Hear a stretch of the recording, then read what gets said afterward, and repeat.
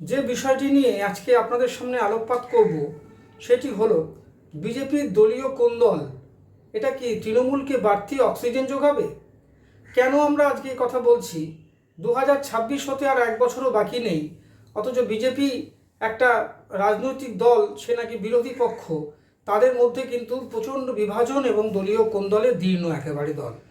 একটা দল বড় হলে সেখানে গোষ্ঠীদ্বন্দ্ব থাকে, কিন্তু বৃহত্তর কাজের সময় তারা একত্রিত হয়ে যায়। তৃণমূলের মধ্যেও যে গোষ্ঠীদ্বন্দ্ব নেই তা না, আছে। কিন্তু যখন একবার মমতা বন্দ্যোপাধ্যায় কোনো ডাক দেন, কোনো মিশন তৈরি করে দেন, তখন কিন্তু সেটা একেবারে কমপ্লিট, একেবারে ক্লিয়ার হয়ে যায় এবং সেখানে কোনো দলীয় কোন্দল আর কাজ করে না। কিন্তু বিজেপির ক্ষেত্রে আমরা কি লক্ষ্য করছি?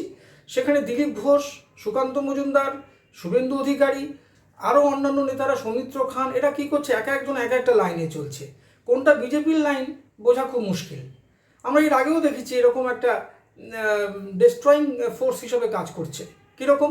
ভোটের সময় আমরা দেখলাম অমিত শাহ বলছে আমরা যদি ক্ষমতায় আসি 500 টাকা বাড়িয়ে দেবো লক্ষ্মীর ভাণ্ডার। শুভেন্দু অধিকারী বলছে যদি আমরা ক্ষমতায় আসি 3000 টাকা বাড়িয়ে দেবো।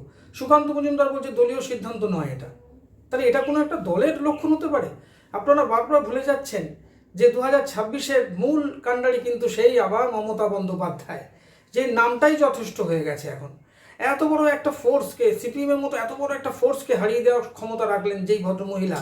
আপনাদের মতো যারা আপকামিং ফোর্স, তাদেরকে কন্ট্রোলে রাখছেন, তাদেরকে দমিয়ে দিচ্ছেন, আপনাদের বিধায়ক নিয়ে নিচ্ছেন।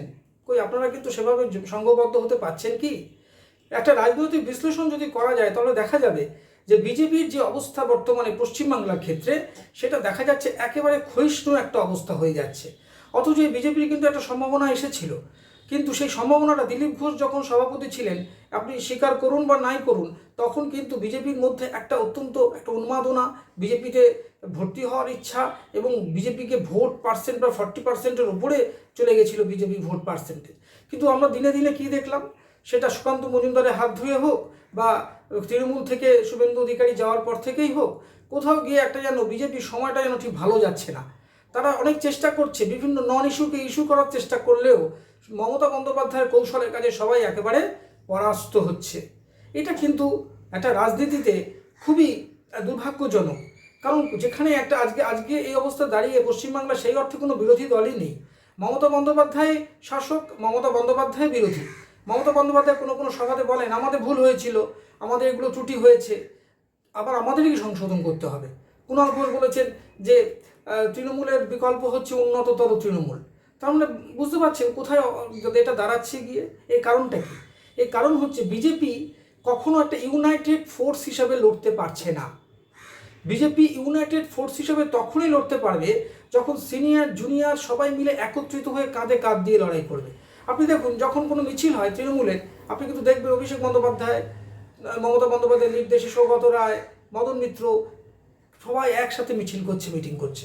প্রত্যেকে কিন্তু একটু একটু ক্ষোভ থাকতে পারে, সেটা কিন্তু তার ব্যক্তিগত কারণে কোনো হতে পারে বা কোনো অন্য কোনো কারণে সে ক্যামেরার সামনে কখনো কখনো বলে ফেলছে।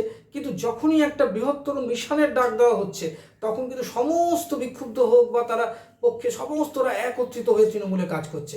আমরা এই পয়েন্টেই আপনাদের বলতে চাইছি যে বিজেপিকে এরকম একটা ইউনাইটেড ফোর্স হিসেবে কখনোই দেখা যাচ্ছে না। 2020 পরে যখন শুভেন্দু অধিকারী এলেন, তখন কিন্তু আস্তে আস্তে দিলীপ ঘোষের সঙ্গে ওনার কিন্তু একটা মতানৈক্য তৈরি হয়ে গেল। আজকে সুকান্ত মজুমদারের সঙ্গেও কিন্তু সেই অর্থে খুব ভালো সম্পর্ক নয় শুভেন্দু অধিকারী।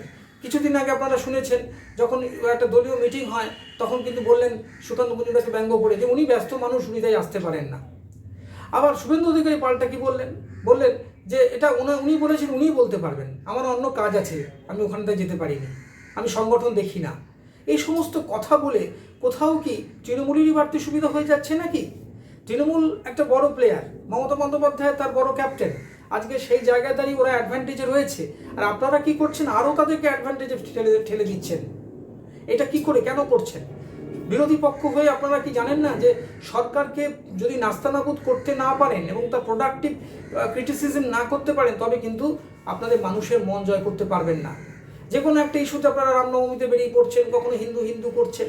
আপনারা ভুলে যাচ্ছেন যে উত্তরপ্রদেশের হিন্দু আর পশ্চিমবঙ্গে হিন্দু এক নয়। হিন্দু তো দুটো হচ্ছে পারসেপশনই আলাদা। উত্তরপ্রদেশে হিন্দুরা ম্যাক্সিমামই নিরামিষ খায়, আর আমাদের এখানকার হিন্দুরা কিন্তু মাছ মাংস সবাই খায়, আবার কেউ কেউ আছে নিরামিষও খায়। সুতরাং আজকে কিন্তু আপনি হিন্দু আর মুসলিমকে পোলারাইজ করতে পারবেন না এই পশ্চিমবাংলায়। কারণ কি, মমতা বন্দ্যোপাধ্যায় যে মাস্টার স্ট্রোক দিলেন এই জগন্নাথ মন্দির, আপনি যান বা না যান, আপনি উদ্বোধন বয়কট করুন বা নাই করুন, লক্ষ লক্ষ লোক কিন্তু সেখানে যাচ্ছে। এই আজকে যখন ভিডিওটি করতে বসছি তখন খবর অনুযায়ী প্রায় 3 দিনে 10 থেকে 12 লক্ষ লোক সেখানে দর্শনার্থী গিয়েছে। তাহলে এটা তার মানে কি? এটা তো সাকসেস মমতা বন্দ্যোপাধ্যায়। আপনি তো আলাদা করে হিন্দুকে বলতে পারবেন না যে মমতা বন্দ্যোপাধ্যায় হিন্দুর বিরোধী। তো সে তো হিন্দুর পক্ষেই কথা বলছেন, সে মুসলিমদের ইফতারে যাচ্ছেন, সে দুর্গাপুজোতে টাকা দিচ্ছেন, সে খ্রিস্টানদের চার্চে যাচ্ছেন। তাহলে আপনি একটা মানুষকে কী করে বলবেন যে সে হিন্দু বিরোধী? আর সমস্ত হিন্দু ভোট আপনার পকেটে চলে যাবে গটিয়ে গটিয়ে, আপনি এটাই ভাবছেন কী করে? এটা কখনোই সম্ভব নয়। কারণ আপনারা ভুলে যাচ্ছেন মমতা বন্দ্যোপাধ্যায়ের মতো একজন কৌশলী রাজনীতিবিদদের সঙ্গে নরেন্দ্র মোদী বা অমিত শাহ তারাই পেরে উঠছেন না, আপনারা তো একটা ছোট্ট খোকা। কেন বলছি? আপনাদের নিজেদের মধ্যে কোনো রকমের কোনো মিল নেই। আপনার দিলীপ ঘোষকে বাজে বাজে কথা বলছেন, কেউ আটকাচ্ছেন না। সুকান্ত পর্যন্ত একবারও ঘোষণা করছেন না কেন যে না দলীয় রাজ্যের কেউ আর এই নিয়ে কোনো কথা বলবে না? আপনারা কিন্তু বলছেন না। এ টিপ্পনি কাটছে, সমিত সুখা টিপ্পনি কাটছে, আপনারা কিন্তু সেদিক দিয়ে লক্ষ্য রাখছেন না। যাই হোক, যদি সত্যিকারের মমতা বন্দ্যোপাধ্যায়ের সঙ্গে লড়তে হয় তবে কিন্তু আপনাদেরকে ইউনাইটেডলি লড়তে হবে, আদারওয়াইজ আপনাদের ভবিষ্যৎ এই মুহূর্তে জিরো।